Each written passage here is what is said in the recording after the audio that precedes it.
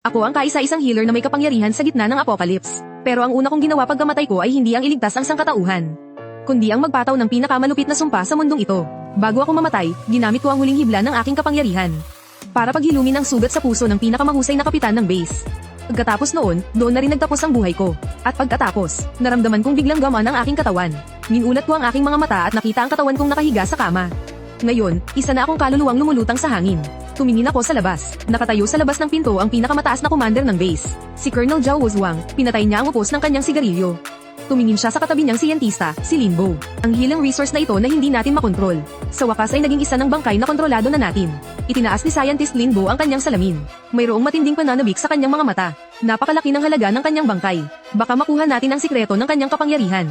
Nang marinig ko iyon, napangisi ako ng mapanlait. Ang hindi nila alam, ang huling nasa isip ko ay hindi ang iligtas ang sangkatauhan, kundi ang pinakamalupit na sumpa para sa mundong ito.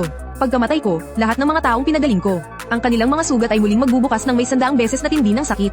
Hanggang sa tuluyan silang lamunin ito. Sa sandaling iyon, bumukas ang pinto ng operating room. Pumasok ang commander ng base na si Zhao Wuzhuang at ang punong siyentistang si Lin Bo. Tiningnan ni Zhao Wuzhuang ang naging tuwid na linya sa heart monitor. Ni hindi man lang kumunat ang kanyang noo. Kumpirmadong patay na. Tinanggal ng head surgeon ang kanyang maskara, tagaktak ang pawis. Colonel, ginawa na po namin ang lahat. Si Ginoong Mazoyang po ay wala ng anumang senyales ng buhay. Umango si Zhao Wuzhuang, at ibinaling ang tingin kay Lining na kaliligtas ko lang mula sa bingit ng kamatayan. Sa wakas, nagkaroon ng bahagyang init ang kanyang malamig na mukha. Kumusta ang kalagayan ni Lining? Napaka-stable po. Ang kapangyarihan ni Ginoong Mazoyang ang perpektong naghilom sa kanyang puso. Kailangan na lang po niya ng ilang araw na pahinga. Siya na ang magiging pinakamalakas na healer sa base natin. Nasiyahan si Zhao Wuzhuang. Mabuti. Ang burol ni Fan Zooyang ay idaraos ng may parangal para sa isang bayani. At saka, ipahayag sa lahat, si kasamang Fan Zooyang ay magiting na nagbuwis ng buhay para iligtas ang isang bayani. Habang buhay na aalalahanan ng base ang kanyang mga nagawa, napakagarbo ng kanyang mga sinabi. Tila ba talagang nagluluksa siya para sa akin? Pero malinaw na malinaw kong nakita. Gatang ngiti sa gilid ng kanyang labi na tila nakahinga siya ng maluwag nang siya'y tumalikod. Nakita ko na ang kumikinang sa mga mata ni Dr. Lin ay hindi kalungkutan, kundi ang sa isang siyentista na nakakita ng isang pambihirang eksperimento. Ang kasakiman at matinding pananabik para sa isang spesimen. Tinulak ni Dr. Lin ang kanyang salamin. Ang bangkay ni Fan Zooyang ay may napakalaking halaga para sa pananaliksik. Ikinaway ni Zhao Wuzhuang ang kanyang kamay. Ipinauubaya ko na sa iyo. Wala akong pakialam kung anong paraan ang gamitin mo. Pag-aralan mo kaagad ang prinsipyo ng kanyang kakaibang kakayahan. Isang strategic resource na may sariling pag-iisip ay masyadong hindi matatag. Ngayon, sa wakas ay naging kontrolado na siya. Kaya pala sa kanilang mga mata. Isa lang pala akong strategic resource. Ngayong patay na ako. Mas ikinatuwa pa nila. Dahil ang isang bangkay ay hindi lalaban. Ang kaluluwa ko ay marahas na ng inig sa galit. Sa loob ng 3 taon, ikinulong nila ako sa base na ito na pinangalan ng Bukang Liwayway. Para akong isang makinang panggamot na hindi napapagod. Araw man o gabi, basta't mayroong masugatan, kailangan kong magpakita agad sa operating table. Mula sa mga sundalong nadaplisan ng bala, hanggang sa mga clerk na natapilok habang nagsasanay. Pati na ang alaga ng asawa ng commander. Isang alagang pusa na nabilaukan ng tinik ng isda. Lahat sila ay nangailangan ng paggamit ko ng aking mahalagang kapangyarihan. Winoldes nila ako na parang isang pampublikong ari-arian. Habang pinupuri nila ako bilang ilaw ng pag-asa, binabantayan nila ako gamit ang pinakamahigpit na paraan.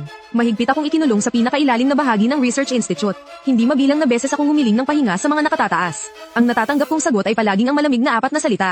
Para sa kapakanan ng lahat. Akala ko noon, ang lahat ng sakripisyo ko ay masusuklian ng tunay na pagtingin. Pero hanggang sa sandali ng aking kamatayan, saka ko lang nakita ang totoong pagkatao sa likod ng kanilang mga peking maskara. Mabuti na rin, habang pinapanood ko ang kanilang pagkukunwari, ang natitirang kabutihan sa puso ko para sa sangkatauhan, ay tuluyan na rin naglahon na parang abo. Ang aking libing ay naging napakadakila. Si Zhao Wuzhuang mismo ang nagbigay ng eulogy para sa akin. Nagpakawala siya ng ilang luha ng buwaya. Si kasamang Fan Zooyang ay isang bayani ng ating base. Siya ang liwanag sa madilim na mundong ito. Ginamit niya ang kanyang batang buhay para makamtan natin ang kapayapaan.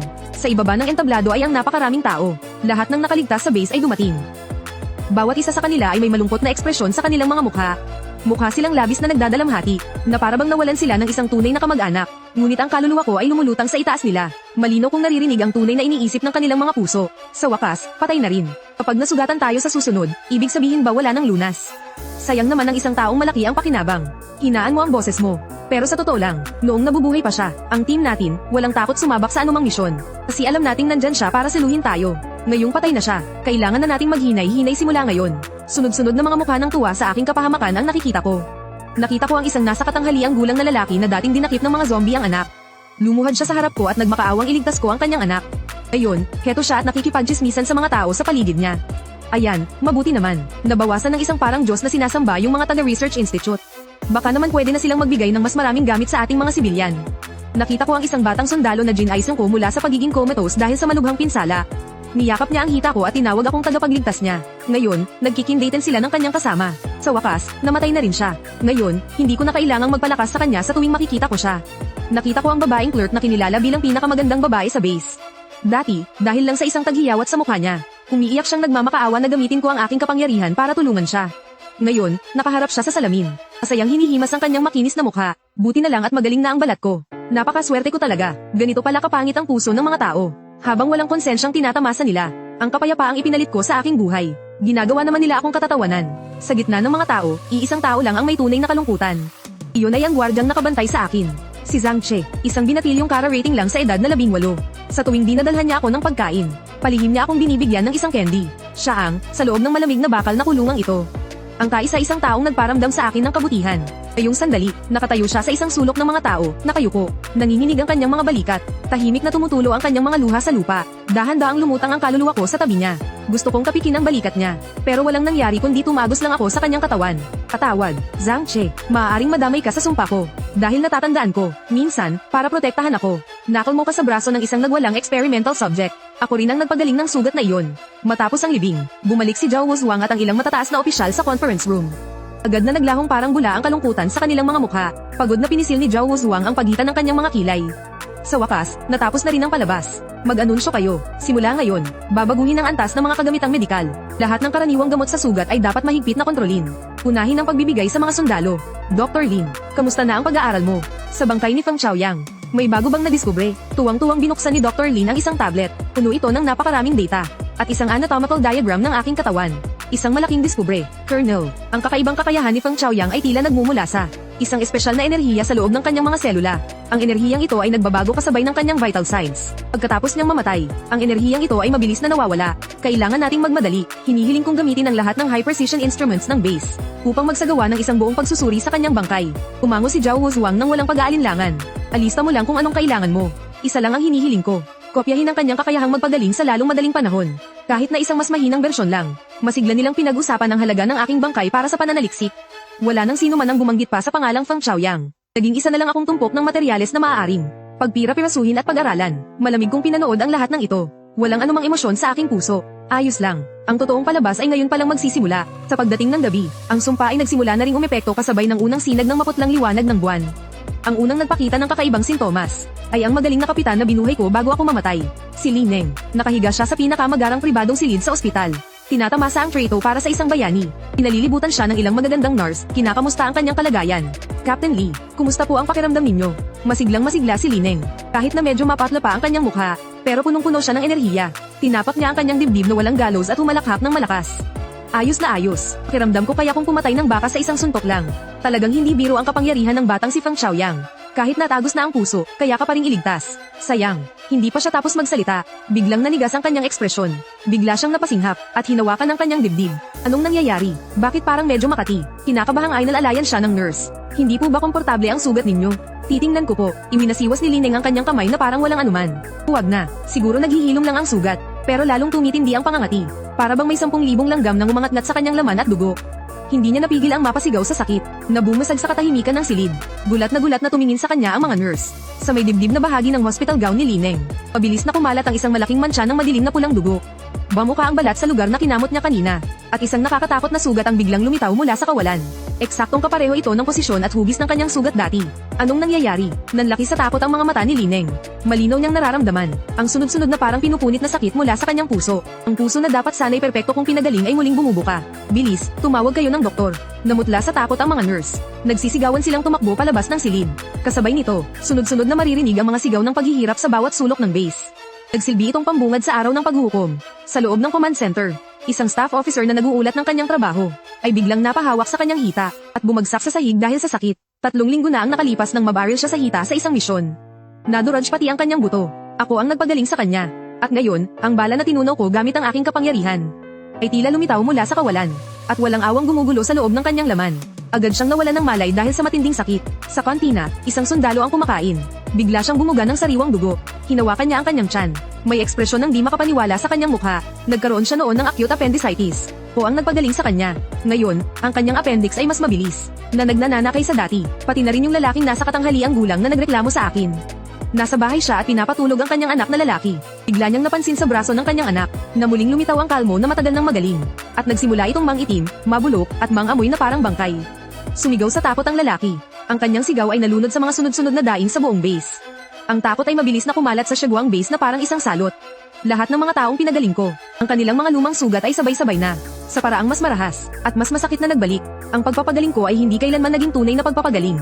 Ginamit ko lang ang aking lakas buhay para sa kanila, upang bumuo ng isang marupok na balanse. Habang ako, kapag namatay ako, masisira ang balanse. Ang kailangan nilang pagdusahan, ay isang parusang 100 beses na mas malala kaysa dati. Lumulutang ako sa itaas ng base. Pinagmamasdan itong impyerno sa lupa. Ang mga mukha na dati manhid at mapanlait sa akin, ngayon ay pawang namimilipit na, puno ng pagdurusa at takot. Naririnig ko ang kanilang mga panaghoy. Pinapanood ko ang kanilang pagpupumiglas. Bigla akong nakaramdam ng kakaibang saya dahil sa aking paghihiganti. Ito ang utang ninyo sa akin. Oras na para pagbayaran ninyo ito. Agad na napuno ang ospital ng base. Sa bawat sulok ng ospital, puno ito ng mga pasyenteng dumadaing sa sakit. Lahat sila ay nakatanggap noon ng aking kapangyarihang magpagaling. Halo-halo ang mga panaghoy at pagmumura. Ginawa nitong isang tunay na impyerno ang buong medical center. Ang mga doktor at nurse ay hindi na malaman ang gagawin, model. Ginawa nila ang lahat para sagipin sila. Pero nalaman nilang wala ng epekto ang lahat ng paraang medikal. Walang anumang gamot ang tumatalab. Kahit na ang mga pinakamodernong kagamitang medikal, ay walang matukoy na anumang sanhi ng sakit. Isang matandang doktor ang napasabunot sa sarili niyang buhok dahil sa pagkasira ng loob. Mabilis na dumating sa lugar sina Dr. Lin at Zhou Wuzhuang. Habang tinitingnan ng mala-impyernong tanawin sa kanilang harapan, nagkaroon ng lamatang ekspresyon sa mukha ni Zhou Wuzhuang. Hinawakan niya ang kwelyo ni Dr. Lin. Ang boses niya ay bahagyang nanginginig sa galit. Ano ba talaga ang nangyayari dito? Virus, o isang malawakang impeksyon. Mas malala pa ang itsura ng mukha ni Dr. Lin kaysa sa kanya. Inayos niya ang kanyang salamin. Pagkatapos ay sumugod siya sa isang pansamantalang isolation room. Doon nakahiga si Lineng, ang dating ace captain. Ngayon ay nakabaluktot sa kama ng ospital. Ang sugat sa kanyang dibdib ay nabubulok na at kita na ang buto. At naglalabas pa ito ng masangsang na amoy. Pag-ulong na sabi ni Dr. Lin sa sarili. Imposible, hindi ito siyentipiko. Mabilis niyang kinuha ang data ng katawan ni Lineng. At ikinumpara ito sa sitwasyon ng 12 ng iba pang pasyenteng malubha ang kalagayan. Isang katawa-tawa ngunit nag-iisang makatwirang konklusyon ang nabuo sa kanyang isipan. Bigla siyang nagangat ng tingin kay Zhou Wuzhuang. Nanginginig ang kanyang boses. Colonel, si Feng Zooyang. Natigilan si Zhou Wuzhuang. Hindi ba't patay na siya? Puno ng takot ang mga mata ni Dr. Lin. Ang kapangyarihan niya, ang pagpapagaling niya ay parang isang tuloy-tuloy na koneksyon. Ginamit niya ang sarili niyang lakas ng buhay para piliting panatilihin ang paggaling ng mga sugat na iyon. Ngayong patay na siya, naputol na ang koneksyon. Ang lahat ng iyon ay bumaliktad. Biglang nanliit ang mga mata ni Zhou Wuzhuang. Naunawaan niya ang ibig sabihin sa mga sinabi ni Dr. Lin. Feng Zooyang, ang lalaking iyon na itinuring nilang kasangkapan at pabigat. Ang kanyang presensya, ang siyang pundasyon na nagpapanatili ng katatagan ng base na ito. Ngayon, ang pundasyong ito ay sila mismo ang nagpabagsak. Maging sa boses ni Zhou Wuzhuang ay may bahid na rin ng pagkataranta. May paraan pa ba para ayusin to? Naging kulay abo ang mukha ni Dr. Lin. Umiling siya ng walang pag-asa. Maliban na lang kung mabubuhay natin siyang muli. Mabuhay muli. Ang mga salitang iyon ay parang malakas na dagok sa dibdib ni Zhou Wuzhuang. Mismong mga mata niya ang nakasaksi kung paano ito nalagutan ng hininga. Mismong bibig niya ang nagutos na dalhin ang bangkay nito sa autopsy table. Ngayon, ang bangkay na iyon ay naging isang time bomb na magpapasabog sa buong base. Lintik, isang malakas na suntok ang pinakawalan ni Zhou Wuzhuang sa pader. Nagkabitak-bitak ang pader. Hindi siya nagsisisi, kundi nagngingit-ngit sa galit. Galit sa kasangkapang si Feng Zooyang, na kahit patay na, ay nag-iwan pa rin sa kanya ng ganito kalaking gulo. Mabilis na nagutos si Zhou Wuzhuang. At bumalik ang dati niyang pagiging malupit. Ay lockdown agad ang balita. Ipahayag sa lahat na mayroong mutated virus outbreak. Isailalim sa total lockdown ang medical center. Isa pa, ay quarantine ang lahat ng nagpapakita ng sintomas. Napasigaw sa gulat ang isang aide-de-camp. Colonel, pero ilang daang katao po iyon. Kasama na po roon ang karamihan sa ating mga pangunahing sundalo. Sundin ang utos. Napakatalon ng tingin ni Zhou Wuzhuang. Sa mga pambihirang pagkakataon, kailangan ng pambihirang pamamaraan. Hindi natin maaaring hayaang magkagulo ang base dahil dito. Inaakala pa rin nilang kaya nilang pagtakpan ang lahat, pero hindi nila alam na ito ay simula pa lamang. Ang tunay na kawalan ng pag-asa ay paparating pa lamang. Ang balita, sa huli, walang lihim na hindi nabubunyag. Nang mahigit sa ikatlong bahagi ng mga tao sa base, ay nagpakita ng mga sintomas ng pagbabalik ng kanilang mga dating sugat. Ang takot ay parang rumaragas ang baha, na hindi na mapigilan pa. Hindi ito virus. Si Feng Zooyang ang may gawa. Gawa-gawa iyon ng healer na may kakaibang kapangyarihan. Patay na siya, kaya ang mga sugat na ginamo niya sa atin ay nawalan na rin ng bisa. Ang katotohanan, sa isang malupit na paraan, ay kumalat sa bawat sulok ng base. Pagkatapos ng unang pagkabigla, ang damdamin ng mga tao ay mabilis na nagbago mula sa takot patungo sa galit. Pero ang pinagbuntunan nila ng galit, ay hindi ang mga pinuno ng base na nagtulak sa akin sa kamatayan. Kundi ako, isang taong patay na, at hindi may pagtanggol ang sarili. Itong si Feng Zooyang, napakasama naman pala ng Budi. Mamatay na kung mamamatay siya, bakit kailangan pa niya tayong idamay? Alam na alam niyang mangyayari to, bakit hindi niya sinabi sa atin agad? Sinadya niya to, sabi ko na nga ba, ang mga libreng bagay ang siyang pinakamahal sa huli. Noong ginagamot niya tayo, sigurado akong masama na ang intensyon niya. Itong walang utang na loob na ito, Binigyan siya ng base natin ng masasarap na pagkain at inumin. Tapos ganito lang pala ang isusukli niya sa atin. Lumulutang ako sa itaas ng Research Institute, habang pinakikinggan ang mga maruruming sumpa na ito. Talagang nakakatawa. Noong nabubuhay pa ako, sinasamba nila ako na parang isang Diyos. Nagmamakaawa na iligtas ko ang buhay nila. Ngayong patay na ako, at hindi ko na matugunan ang mga pangangailangan nila. Ibinunton nila ang lahat ng sisi sa akin. Itong grupo ng mga makasarili at walang utang na loob. Ang galit na mga tao ay nagsimulang magtipon-tipon. Sumisigaw sila ng mga slogan. At sumugod patungo sa Research Institute kung saan ako nanirahan noon. Ilabas ang bangkay ni Feng Zooyang. Ibalik niya ang kalusugan namin. Para silang isang grupo ng mga baliw na wala na sa sarili. Ang namumuno ay ang mismong babaeng clerk na Gina Moko. Ang mga tigyawat sa kanyang mukha. Sa mga sandaling iyon, sa kanyang mukha, muling nagsulputan ng ilang namumula at namamagang tigyawat. Dahil dito, mas lalo siyang nagmukhang nagwawala. Si Feng Xiaoyang, ang taksil na yun. Sinira niya ang mukha ko. Titiyakin kong magdudusa siya hanggang kamatayan. Sumigaw siya habang dumadampot ng isang bato. At buong lakas itong ibinato sa tarangkahan ng instituto. Bumuo ng pader na tao ang mga gwardya para subukang harangin sila. Pero hindi nagtagal, nilusob sila ng galit na mga tao. Ang mga tao ay dagsa ang pumasok sa instituto na parang alon. Parang mga baliw silang naghahanap ng kahit anong bagay na may kaugnayan sa akin. Mabilis nilang nahanap ang aking kwarto. Iyon ang, sa buong base na ito, ang kaysa-isahan kong pribadong espasyo. Sa loob, mayroon lamang isang kama, isang mesa, at isang maliit na estante ng libro. Ito na nga iyon, dito nakatira ang taksil na yon. Nagunahan ang mga tao sa pagpasok, tinaob nila ang aking kama. Pinagpira-piraso nila ang aking mga sapin sa kama. Bakas sa kanilang mga mukha ang isang nakakadiring kasiyahan. Sunugin ang lahat ng gamit niya. May isang naglabas ng lighter at sinindihan ang mga libro ko. Mabilis na nilamon ng apoy ang mga naninilaw ng pahina. At nilamon din ito ang nasa puso ko para sa mundong ito. Ang huling bakas ng pagpapahalaga. Biglang pumasok si Zhang Che. Nakita niya ang kabaliwang ginagawa ng mga taong iyon. Galit siyang sumigaw. Tigil. Ano bang ginagawa niyo? Sinubukan niyang patayin ang apoy. Isang lalaki ang sumipa kay Zhang Che palayo. Kasabwat ka rin ni Feng Xiaoyang. Tinutulungan mo siyang ipahamak kami. Hindi ganyang klase ng tao si Feng Xiaoyang. Nagpumiglas si Zhang Che para makabangon. At mariin siyang hamarang sa harap ng apoy. Kahit na napaso na ng apoy ang kanyang braso. Iniligtas niya kayong lahat. Paano ninyo nagagawa ito sa kanya? Pero ang tanging isinukli sa kanyang paliwanag ay mas marami pang suntok at sipa. Kalokohan. Niligtas niya ba tayo? Nilalason niya tayo. Patayin ang taksil na yan. Pinanood ko si Zhang Che habang binubugbog siya at nakabaluktot sa sahig. Ang mga taong minsan ko nang iniligtas. Ngayon ay sinusumpa ako gamit ang pinakamalulupit na salita. Ang kaluluwa ko'y nanlamig na parang yelo habang nakalutang. Sige, magwala kayo. Paubos na ang oras ninyo. Ang kaguluhan sa Research Institute. Sa huli ay sapilitang pinakalma ng suppression unit na ipinadala ni Zhao Wuzhuang. Ilang dosenang pinakabayolenteng nag-riot ang binaril at napatay noon din. Ang madugong pamamaraan ay pansamantalang nagpatigil sa nagwawalang mga tao. Ngunit naitanim na ang binhi ng kawalan ng pag-asa. Sa loob ng opisina ni Zhao Wuzhuang. Napakabigat ng atmosfera, halos masasalat mo sa ere. Koronel, mas malala ang sitwasyon kaysa sa inaasahan natin. Namumutla ang mukha ng isang aide habang nag-uulat. Ayon sa pinakabagong tala, 70% ng mga combat personnel sa base ay nakakaranas ng pagbalik ng kanilang mga lumang sugat sa iba't ibang antas.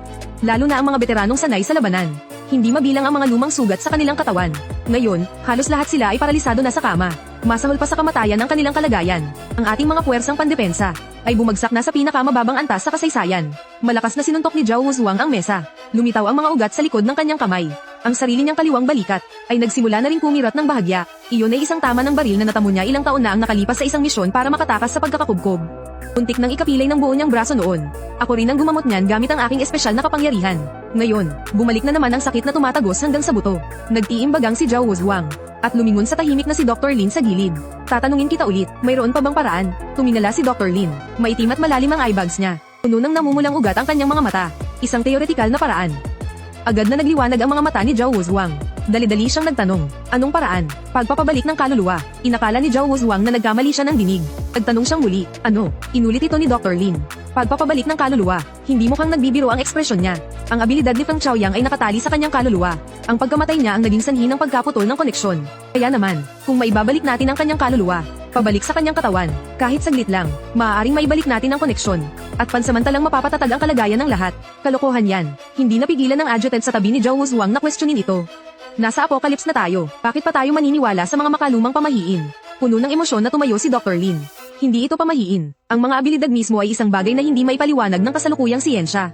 Kung mayroong mga abilidad, bakit hindi maaaring magkaroon ng kaluluwa? Nagsaliksik ako sa napakaraming sinaunang kasulatan bago pa man ang apocalypse, at natuklasan ko na maraming mga sinaunang sibilisasyon ang may mga tala tungkol sa pagpapabalik ng kaluluwa at pakikipag-ugnayan sa mga espiritu. Habang sinasabi niya ito, binuksan niya ang projection. Lumitaw sa screen ang ilang sinaunang at kakaibang mga simbolo at forma sayon, base sa mga sinaunang kasulatang iyon, at sa aming pagsusuri sa energy fluctuations ng abilidad ni Feng Xiaoyang. Nakadisenyo ako ng isang ritual para sa pagbabalik ng kaluluwa. Kailangan natin ang kanyang katawan bilang daluyan. Kailangan din natin ng ilang mga espesyal na materyales. At panghuli, kailangang hanapin ang taong may pinakamalalim na ugnayan sa kanya. Bilang Pain, nanahimik si Zhao Wuzhuang. Nakatitig siya sa komplikadong magic circle sa screen. Sinasabi ng kanyang isip na isa itong kahibangan. Pero dahil sa desperadong sitwasyon ngayon, napilitan siyang kumapit sa huling hibla ng pag-asa, kahit na ito pa ang mukhang pinaka-imposible. Seryoso siyang nagtanong, gaano kataas ang tsansang magtagumpay? Wala pang 10%, prank ang sinabi sa kanya ni Dr. Lin. At saka, may malaking panganib ang ritual. Sinusubukan nating pasukin ng isang hindi kilalang larangan. Maaari tayong makatawag ng mga hindi magagandang bagay. Bumabalot ang nakakabinging katahimikan sa opisina. Pagkaraan ng ilang sandali, biglang hinampes ni Zhao Wuzhuang ang mesa. Nagdesisyon na siya, gawin na natin. Naging baliw at desidido ang kanyang mga mata. Ihanda agad ang ritual. Anumang materyales ang kailangan, ako mismo ang manggaguna sa paghahanap. At para naman sa Pain, dahan-dahan niyang itinoon ang kanyang tingin sa labas ng bintana. Sa labas, naroon ang pansamantalang selda ng base. Si Zhang Che, na bagbog sarado ang mukha, ay nakakulong sa loob. Siya lang ang nag-iisa sa buong base. Ang nag-iisang nagtanggol sa akin noong kasagsagan ng gulo. Siya rin ang nag-iisang natukoy ng aparato ni Dr. Lin, na may mahinang koneksyon sa natitira kong energy field. Malamig na tinitigan ni Zhao Wuzhuang ang aninong iyon. Siya na ang gagamitin natin. Umulutang ako sa labas ng bintana, at kitang-kita ko ang lahat. Pagtawag ng kaluluwa, Cha, Vương Tổng, sổ sách công ty, đang thua lỗ 300 tỷ. O ang pangkat ng mga nagpapatrolyang tao, may sapat na akong kakayahan para lumaban. Nagpakawala ako ng isang malalim na Eitenggal. Nagpakawala ako ng isang malalim na Eitenggal. Một người đàn ông bị thương nặng, một người đàn ông bị thương nặng. Chiến thần bảo vệ cho thương sinh Khải Quốc. Tôi ra nước ngoài lánh nạn một thời gian đã. Tôi ra nước ngoài lánh nạn một thời gian đã. Gayunpaman. Cứu chiến thần một mạng, mà người lại do dự như vậy. Mẹ xem đi, mẹ xem đi. Tất cả là do Vương Tổng, tất cả là do Vương Tổng. Bây giờ con, ngươi quá ích kỷ rồi. Thái tử Tiêu Vân Độ, lúc trước mẹ ngăn cản con, đúng là có mắt như mù, đúng là có mắt như mù, đúng là có mắt như mù. Phi thăng thành tiên, dẫn dắt người dân Khải Quốc gà chó cũng được lên trời. Anh thu dọn hành lý làm gì vậy? Anh thu dọn hành lý làm gì vậy? Anh thu dọn hành lý làm gì vậy? Anh có việc gấp, anh có việc gấp, anh có việc gấp, vì bát tự mệnh cách tương hợp, anh phải đi công tác một chuyến. Con nói là yêu em, con nói là yêu em, đùa giỡn với tình cảm của em, đâu đâu cũng là miếu chiến thần minh quyết. Mọi người tin chắc rằng, đợi anh họp xong sẽ đi hưởng tuần trăng mật với em ngay. Được không? Ha ha ha ha, ha ha ha ha, mình đi nước ngoài vừa công tác vừa du lịch, mình đi nước ngoài vừa công tác vừa du lịch. Chiến thần trọng thương hôn mê, thần văn giữa hai hàng lông mày cũng đã phai nhạt, không biết mẹ sẽ tức giận đến mức nào nữa. Dâng ra 50 năm thọ nguyên, bình thường thấy chỉ có mấy khi trưng diện đâu mới có thể cứu được một mạng của chiến thần. Chỉ một lòng chăm sóc con gái, chỉ một lòng chăm sóc con gái. Chị xem ông Kim hàng xóm kìa, này chị Đan, vì vậy Sở Thiên đã nhắm trúng. Chị nói gì vậy chứ?